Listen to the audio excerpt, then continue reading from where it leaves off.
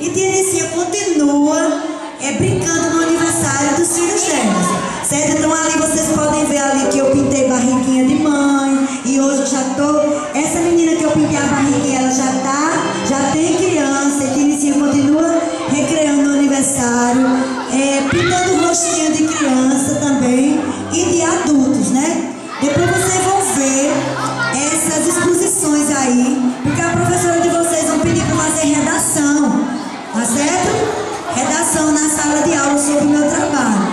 Ali nós temos o teatrinho de fantoche, que é utilizado por mim na sala de aula.